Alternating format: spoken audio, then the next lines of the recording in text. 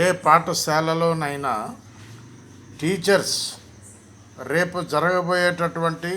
రేపు టీచింగ్ ఇవ్వబోయేటటువంటి లెసన్ని ముందుగానే ప్రిపేర్ అయ్యి నెక్స్ట్ డే డైరెక్ట్గా పిల్లల దగ్గరకు వచ్చి బుక్ చూడకుండానే ఆ లెసన్ చెబితే పిల్లలకు మంచిగా అర్థం అవుతుందని చెప్పేసి మా యొక్క వార్తా విశ్లేషణ కార్యక్రమం తెలియజేస్తుంది.